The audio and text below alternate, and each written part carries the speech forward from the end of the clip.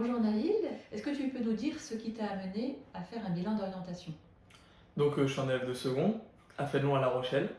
J'ai choisi mes spécialités au début de l'année. Et pour être certain de ce que je vais faire plus tard et des spécialités que j'ai choisies, j'ai décidé de venir vous voir afin de comprendre ce que je pourrais faire plus tard et être sûr de mes spécialités et de ce que je vais prendre pour la classe de première. Est-ce que tu peux nous dire comment tu as vécu le bilan? Comment ça s'est déroulé? Déjà, le bilan s'est plutôt bien passé. On a commencé par une étude de moi-même, donc de qui j'étais, je me suis présenté. Ensuite, on a travaillé les différents types de mémoire et quelle mémoire j'étais. Donc, j'ai pu confirmer le fait que j'avais une mémoire auditive via différents tests. Ensuite, on a vu différents types de métiers que j'ai dû classer de 1 à 12, de ce que je voudrais le moins faire à ce que je voudrais le plus faire. Donc, ça a permis de définir ce que je voudrais faire plus tard. Ensuite, on a fait des tests d'intelligence. Dans ces tests d'intelligence, on a vu quelles intelligences.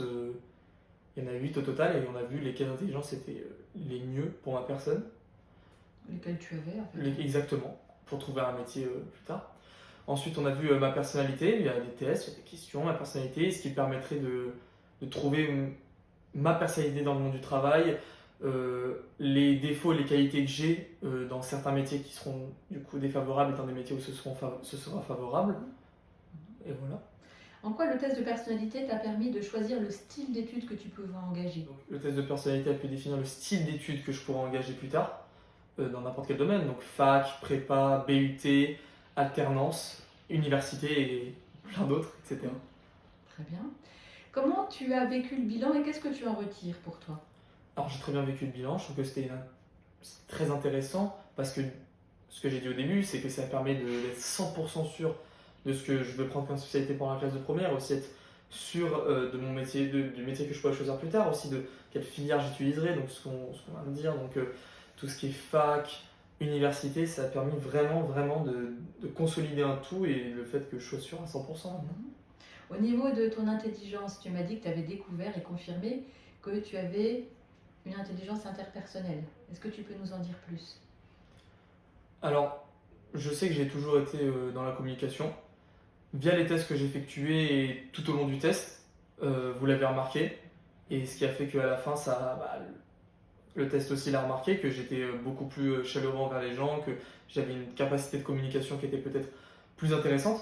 Ce qui fait que grâce à tout ça, ce que j'en ai tiré, c'est les métiers, le travail, la capacité d'apprentissage que je pourrais en tirer de cette intelligence.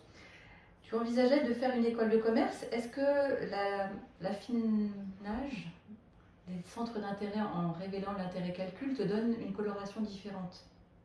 Oui, ça me permet de découvrir, ça me permet de découvrir différents métiers, comme dans la comptabilité, la finance, l'actuariat.